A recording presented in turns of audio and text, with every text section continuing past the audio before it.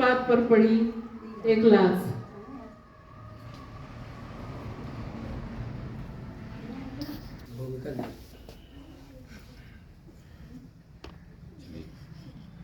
मैं अपने घर के छत के ऊपर बालकनी में बैठकर एक पत्रिका के पन्ने उलट ही रही थी कि अचानक मेरे कानों में एक आवाज आई, लो बेचारा कलुआ लोगों का बोझ ढोते ढोते आज खुद के बोझ से सदा के लिए मुक्त हो गया।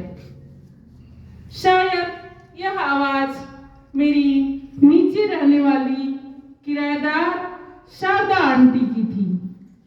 मैं दौड़ते हुए तेज कदमों से नीचे आई और बाहर जाकर देखा तो एक ऐसे व्यक्ति की लाश सड़क के किनारे पड़ी थी जिसे देखकर मैं भौचक्की रह गई, क्योंकि यह लाश किसी और की नहीं बल्कि कलुआ काका की थी। वह कलुआ काका, मुझे याद है जब मैं छोटी थी तो कलुआ मेरे घर अक्सर आया करता था और घर वालों से घंटों बातें किया करता था।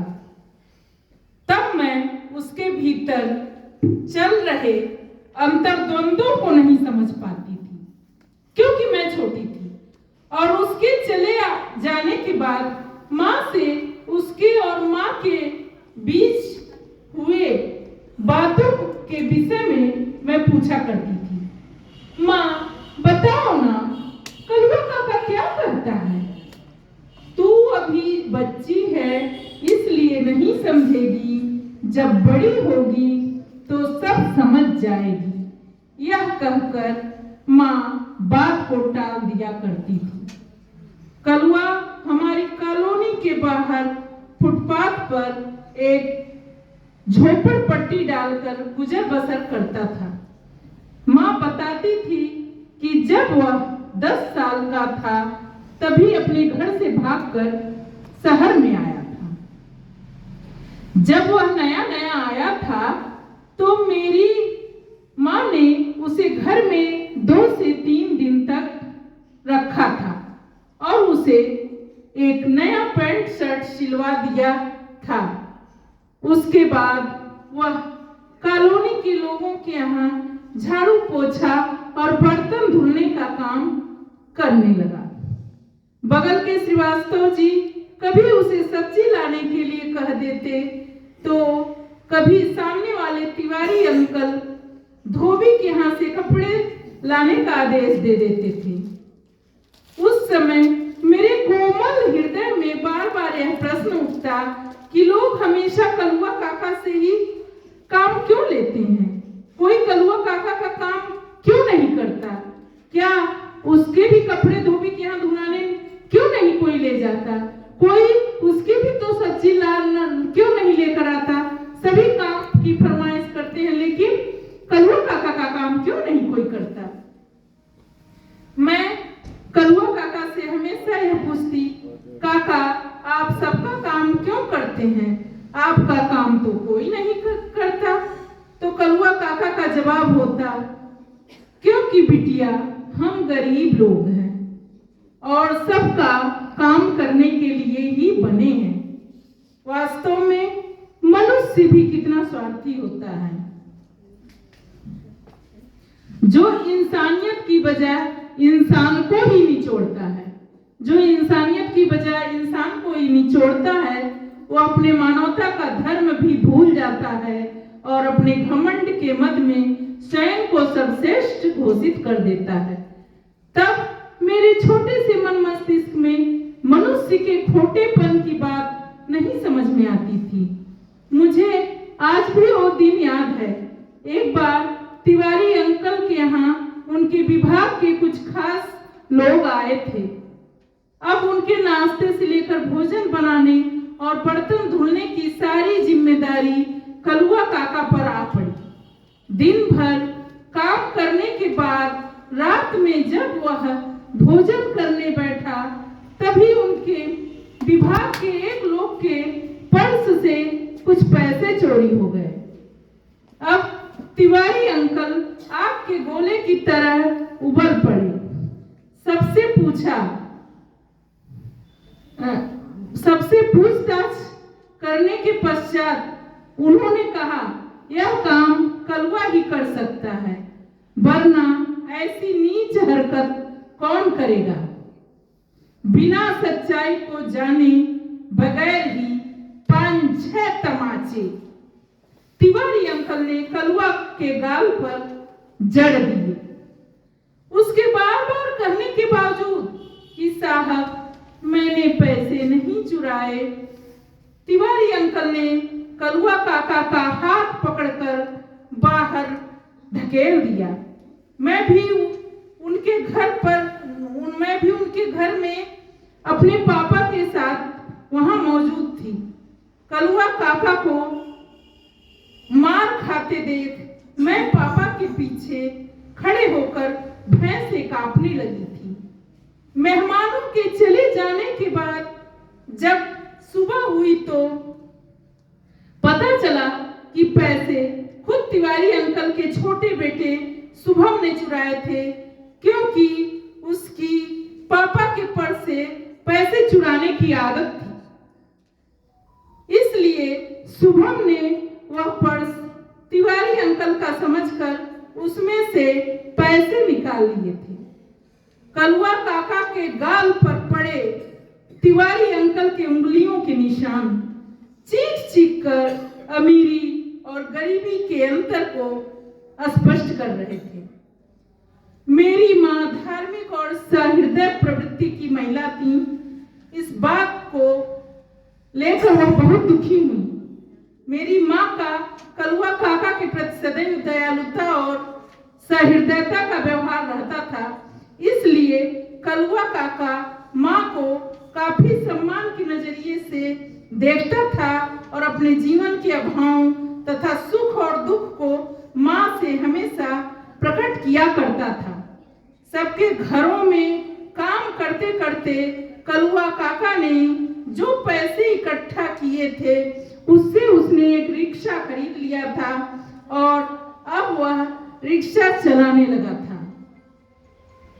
उसके रिक्शे से कॉलोनी के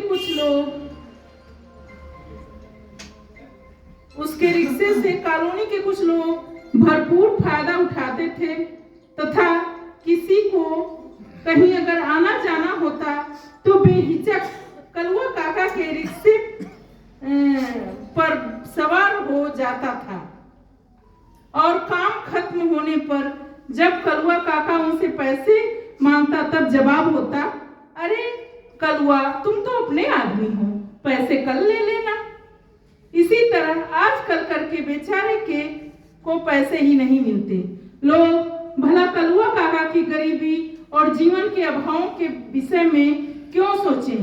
लोगों को तो सिर्फ अपनी पड़ी रहती कि उससे कितना अपना फायदा हो जाए तथा किस होशियारी के साथ कलवा हमारे काम आ जाए। एक दिन माँ ने कलवा काका से पूछा, कलवा तुम शादी क्यों नहीं कर लेते? तुम दिन भर रिक्शा चलाते हो और रात में जब घर आते हो तो कम से कम तुम्हें 2 वक्त की रोटी देने के लिए कोई नहीं है। कलवा काका ने कहा, देखिए माँ जी, इस महंगाई के जमाने में मेरे जैसा आदमी खुद 2 वक्त की रोटी के लिए दिन भर हाथ पैर मारता है, कल को शादी करके अपने सिर पर और झंझट नहीं पालना चाहता। मैं तो आदमी हूँ, किसी का काम किया, कहीं खा लिया और कहीं भी पैर फैला के सो गया, लेकिन अपनी लुगाई को कहाँ रखूंगा, क्या खिलाऊंगा? मैं सारा दिन रिक्शा चलाता हूँ, फिर उसकी देखभाल और कौन करेगा? माँ जी, मैं अकेला ही ठीक हूँ। आखिर आदमी अकेले आया है और उसे एक दिन अकेले ही जाना है। उसकी बातें सुनकर माँ चुप हो गई। कई बार मैंने कलवा काका की आंखों में काफी दर्द महसूस किया था। पता नहीं कौन सा दर्द कलवा काका की आंखों में दिखाई देता था। मस्तिष्क में कई बार उस दर्द के रहस्य को जानने के लिए अनेकों प्रश्न हिलोरे लेते और आखिर मैं माँ से पूछी बैठी, माँ, लगता है कलुआ काका की माँ उसे प्यार नहीं करती, तभी तो वह कलुआ काका से मिलने कभी नहीं आई और उसके पापा भी उसे कभी प्यार नहीं करते हैं, वह भी तो उनसे मिलने के लिए नहीं आते। माँ मेरी बातें सुनकर सिर हिलाते हुए एक लंबी सांस खींचकर हामी भर दी। मेरे इस प्रश्न का जवाब हाँ में देकर माँ ने तो मुझे संतुष्ट कर दिया, लेकिन मेरे इस प्रश्न ने शायद उसे जिज्ञासु बना दिया था। एक दिन हम सब लोग शाम के समय ड्राइंग रूम में बैठकर चाय पी रहे थे कि कलुआ काका भी वहीं आ गया। माँ ने कलुआ के हाथ में भी एक चाय का प्याला थमा दिया। कलुआ काका नीचे फर्श पर बैठकर धीरे धीरे चाय की चुस्कियां लेने लगा। तभी माँ ने कलुआ से पूछ ही लिया कि कलुआ, तुम्हारे माँ बाप कहाँ हैं? तुम वापस अपने गांव कभी नहीं जाते? माँ बाप से मिलने के लिए। माँ की यह बात सुनकर उसकी आंखों में आंसू आ गए और वह अपने आप को संभालते हुए बोला, माँ जी, जब मैंने होश भी नहीं संभाला था। टाइम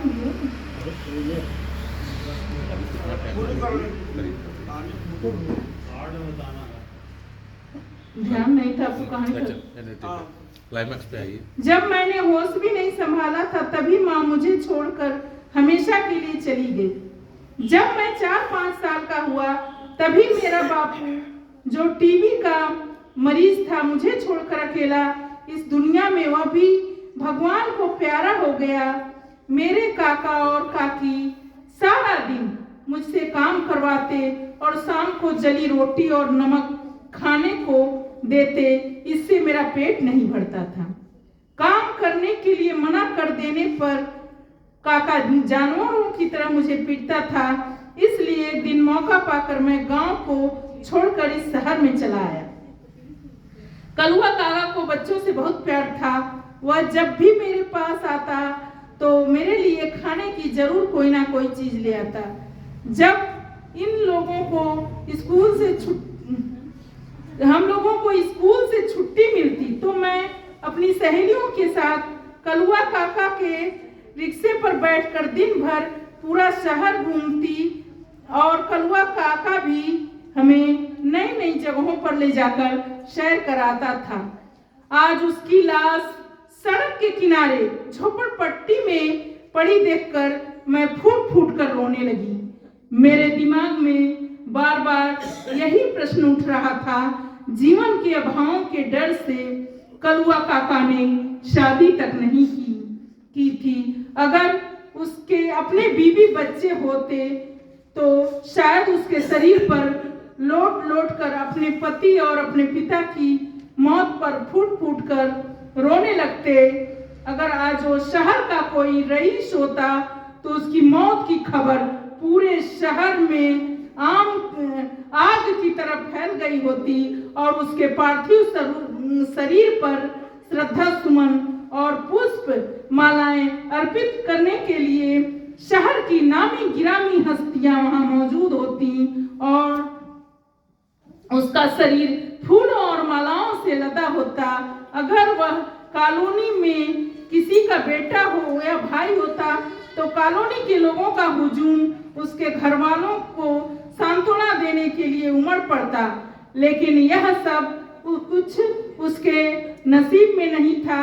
कॉलोनी के कुछ अच्छे लोग उस लाश के इर्द गिर्द खड़े होकर उसके अंतिम संस्कार की बातें कर रहे थे।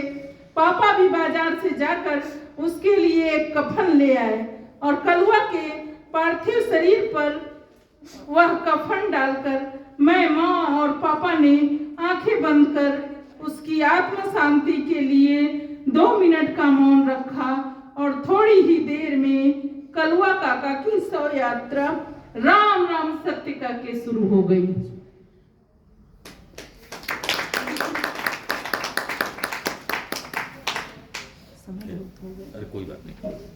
4 ही लोग हैं, कोई ज़्यादा नहीं है। अब मैं सादर आमंत्रित करता हूं विद्वान वरिष्ठ साहित्यकार डॉक्टर प्रेम शंकर द्विवेदी भास्कर जी को कि वे आवें और अपना कहानी वाचन सच्चा तीर्थ प्रस्तुत करें। आदरणीय डॉक्टर प्रेम शंकर द्विवेदी भास्कर जी, जरा करतल ध्वनि से स्वागत कर दीजिए आप लोग।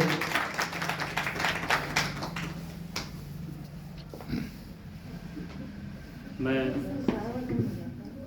निर्देश के विपरीत 2 शब्द कहना चाहता हूँ कि कहानी वह है जो व्यक्ति को सुनने के बाद पूरे दिन, पूरे जीवन तो नहीं मैं कह रहा हूँ, दिन भर जो है वह उद्वेलित करते ही मन को, हमेशा सोचता रहे मन की वो क्या कितनी अच्छी बात का थी उसमें।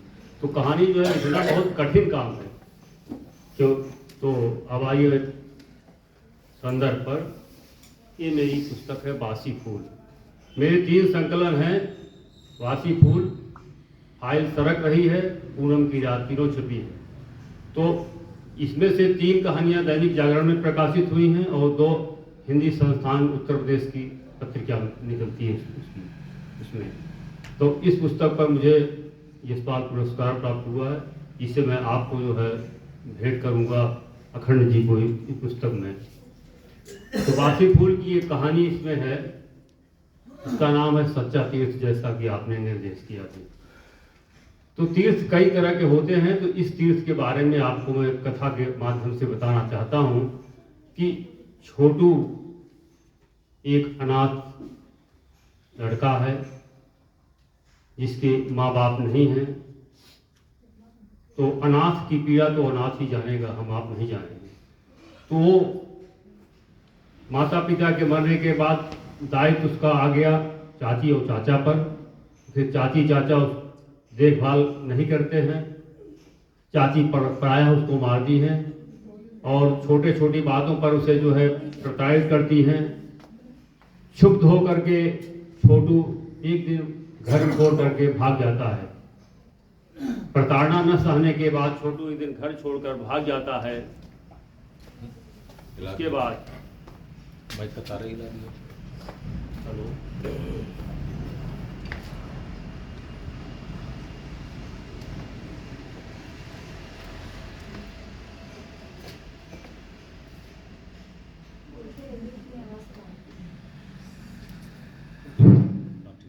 छोटू घर छोड़ करके भाग जाता है। वह दिन भर चलता है। शाम को एक बाजार में बनी हुई एक बेंच पर बैठ करके असहाय रोने लगता है, क्योंकि जिसका संसार में कोई नहीं होता वह पीड़ा को समझता है, करीब से देखता है दुख को, क्योंकि उसके भीतर भूख की पीड़ा जो है वह प्रज्वलित हो रही थी। वह फूट फूट कर रो रहा है और रास्ते में एक जौहरी, सीताराम जौहरी जो है वो अपनी कार से अपनी दुकान के लिए जा रहे थे। उन्होंने देखा एक लड़के को रोते हुए, उनका हृदय बहुत सरल था। वह रुक करके उसे देखने लगते हैं, मैंने उससे बात करते हैं, बेटा क्यों रो रहे हो? क्योंकि वहाँ आसपास कोई था नहीं, वो अकेले था। वो अपनी पूरी बात बताता है छोटू। उसके बाद वो कहते हैं चलो तुम्हारा कोई नहीं है तो तुम समझो मैं हूँ। वो गाड़ी में बैठा लेते हैं, अपने घर दुकान ले जाते हैं। शाम को वो अपने घर ले जाते हैं। फिर छोटू उन्हीं के यहाँ रहने लगता है, उनकी सेवा शुश्रूषा करता है, पूरे परिवार को जो है देख रेख करता है। सीताराम के 2 पुत्र थे, एक अमेरिका में था जो बहुत दिनों से घर नहीं आया, तो उसे सीताराम लगभग भूल ही चुके थे। दूसरा था मनीष जो घर पर उनके साथ जौहरी का काम करता था। कुछ दिन बीतने के बाद छोटू कुछ बड़ा हुआ और सीताराम के छोटे बेटे मनीष की शादी पड़ती है। उस शादी में छोटू के लिए अच्छे अच्छे कपड़े बनवाए जाते हैं, मिठाइयाँ, पकवान, ये सब उसे बहुत पसंद है। सब छोटू देखने में बहुत सुंदर तो नहीं है। चपटी नाक है, काला है, लेकिन उसकी आत्मा जो है उसके उस शरीर में एक सुंदर निर्मल आत्मा निवास करती है छोटू के मन में।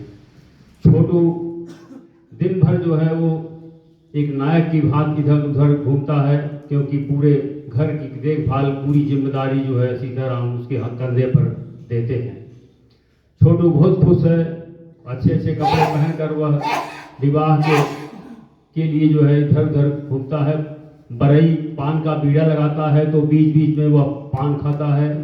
तब तक महरीन, पहले ज़माने की बात है, महरीन पानी भरती थी पहले, अब तो आज सबमर्सिबल और ये सब हो गया। उस समय महरीन पानी भर रही थी, उसने छोटू को देखा कि खूब पान खा रहा है, तो मजाकिया दृष्टि से महरीन ने छोटू को बुलाया कि छोटू आ। छोटू उसके पास गया। छोटू से महरीन ने कहा कि इसी तरह से तुम्हारी भी शादी करा दूं तो तू बड़ा खुश रहेगा। तो वो कहता है मेरी कौन शादी करेगा? तो कहती है नहीं, मेरी एक बहन है छोटी तुम्हारी जैसी, उसी से तुम्हारी शादी मैं करा देती हूँ। तो छोटू कहता है अरे, पहले तो खुश होता है लेकिन बाद में सोचने लगता है, और फिर उसके पास जाके कहता है कि देखो तुम मेरी शादी करा दोगी तो औरत जो होती है वो सेवा करने के लिए होती हैं, तो मैं तो सारा सुबह से शाम तक जो है मैं सेठ के परिवार की सेवा करता हूँ, तो मेरे सेवा के लिए कब मिलूंगा उसको जो है मेरी सेवा करेगी? नहीं नहीं नहीं, मैं शादी नहीं करूँगा। लेकिन महरीन उसको भगा करके पूरा दिन पानी भरवाती उससे। इसके बाद विवाह होता है। शादी होने के बाद बहू घर में आती है। छोटू इतना खुश होता है कि बहू आएगी, बढ़िया बढ़िया भोजन कराएगी, भोजन देगी, और वह मेरे काम में हाथ बटाएगी। सबसे अधिक कोई खुश था तो वो छोटू था। लेकिन दुर्भाग्य की बात कि जब कोई दूसरा आदमी किसी के घर में आता है तो या तो बहुत अच्छा होता है या तो बहुत बुरा होता है। तो छोटू जहाँ पूरे घर में भौरे की तरह चारों तरफ जो है पूरा मालिक हक रखता था, तो उसी छोटी बहू के आने के बाद छोटी बहू उसे प्रताड़ित करती है। एक दिन छोटी बहू ने देखा कि वह किचन में चीनी खा रहा है, तो उसकी दृष्टि छोटू पर पड़ी, तो गुस्से से उन्होंने उसे डंडे से खूब पीटा। पहली बार उसकी किसी ने पिटाई की उसके सेठ के घर में। सीताराम सेठ सेठाइन दोनों को जब यह ज्ञात हुआ कि आज छोटू बहुत मारा गया है इस छोटे से गलती पर, जबकि उसको अधिकार है खाने पीने का, वो परिवार का सदस्य है, उन्हें बहुत ठेस लगती है, बहुत दुखी होते हैं सीताराम जी। उसके बाद छोटू से सेठ कहते हैं बेटा मैं तुम्हारी पीड़ा समझता हूँ। उन्होंने बहू को बुला करके बहुत डांटा। उल्टा बहू ने कहा कि पिताजी आपने जूते का स्थान तो पैर में होता है, लेकिन आप उसे सिर पर चढ़ा रहे हैं, ये आपके हक में और सब पूरे परिवार के हित में बिल्कुल अच्छा नहीं होगा। सेठ को बहुत ठेस लगती है। इसके बाद दिन बीतते गए, कुछ दिन और बीता। सेठ ने कहा अपने छोटे बेटे से कहा कि बेटा मैं तीर्थ पर जाने वाला हूँ, तीर्थ यात्रा करने जाने वाला हूँ।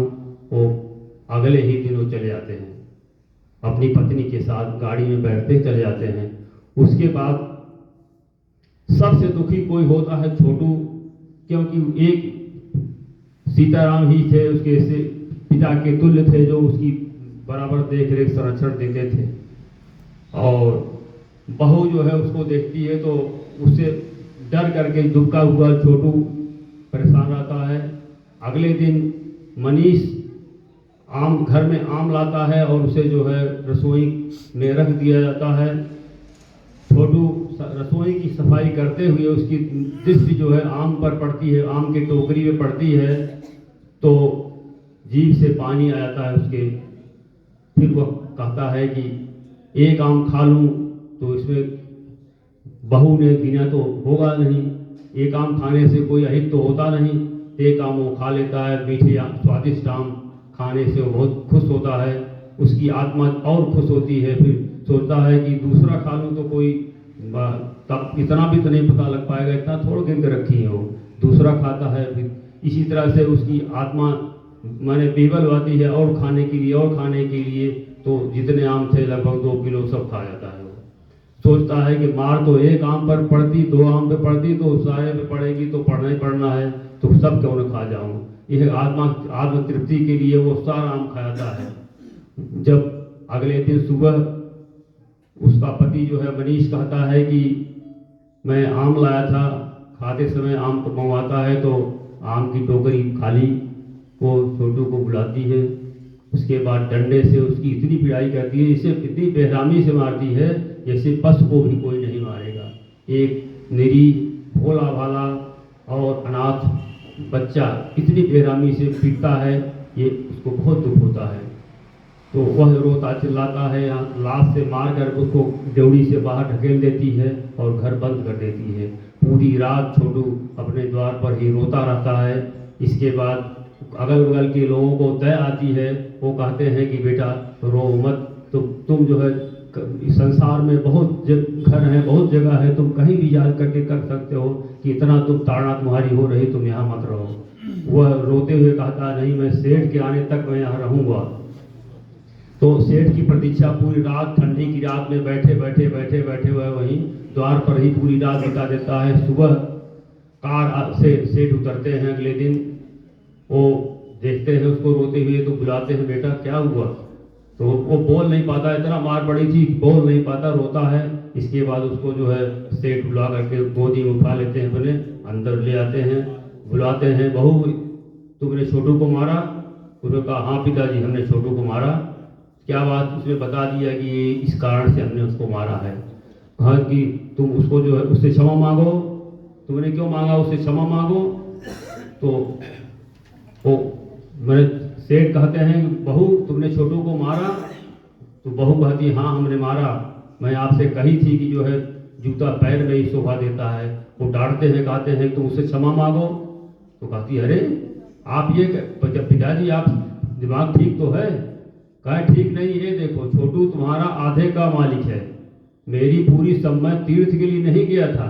सच्चा तीर्थ तो ये है कि मैं अब मेरा बड़ा बेटा तो अमेरिका चला गया, तुम केवल एक बेटा यहाँ है, दूसरा मेरा जो है छोटू है।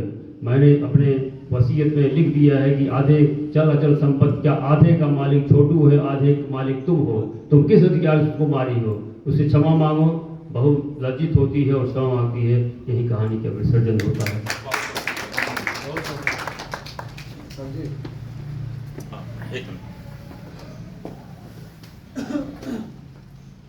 अब मैं सादर आमंत्रित करता हूं आदरणीय बहन मंजू श्रीवास्तव जी को। उनकी कहानी का शीर्षक है भाभी माँ, जो अभी आपके समक्ष प्रस्तुत होगी। आदरणीय बहन मंजू श्रीवास्तव जी, जरा करतल ध्वनि से एक बार स्वागत करिए जोरदार।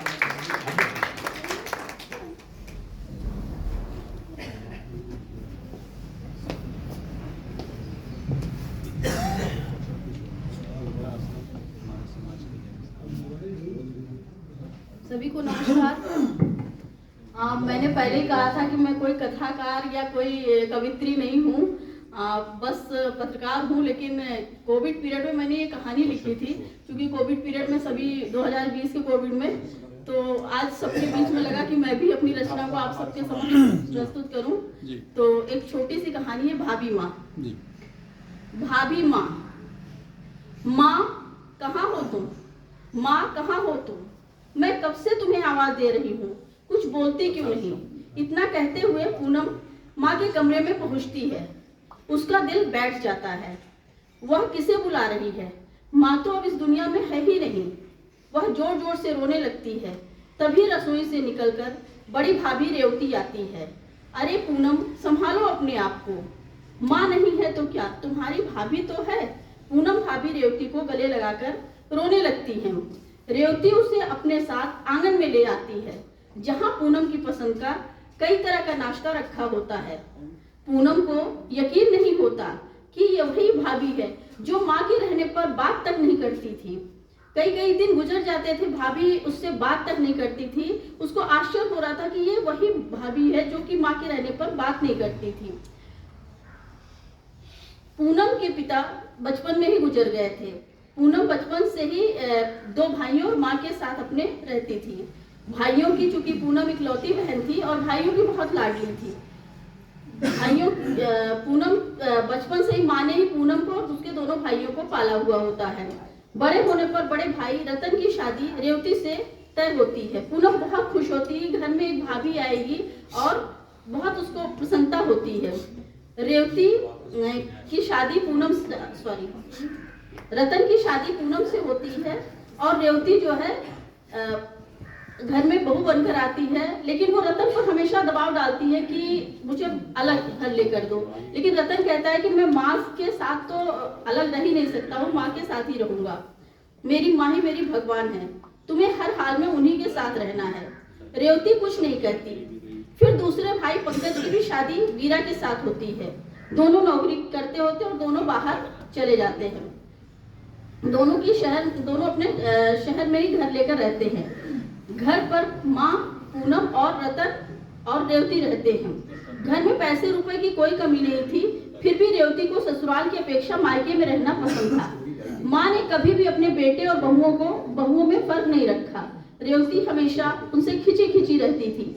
पूनम ने बीए कर लिया था। माँ के कहने पर दोनों बेटों ने पूनम के लिए बहुत अच्छा रिश्ता देखा।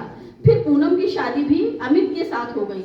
अमित बैंक में मैनेजर थे। कुछ दिन तो पूनम ससुराल में रही, फिर अमित के साथ उनकी नौकरी जहाँ थी वहाँ आ गई। पूनम कुछ ही दिनों में अपनी ससुराल में सभी का दिल जीत लिया था। शादी के 6 महीने बाद होली पर पूनम अपने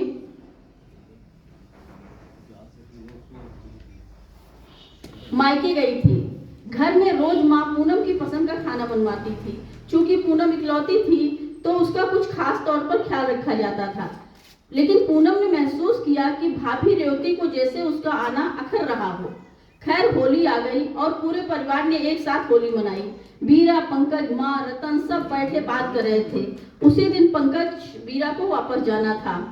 तभी रेवती आई और उसने मायके जाने की बात कही। माँ ने कहा ठीक की, अरे वीरा और पंकज की तो नौकरी है, लेकिन पूनम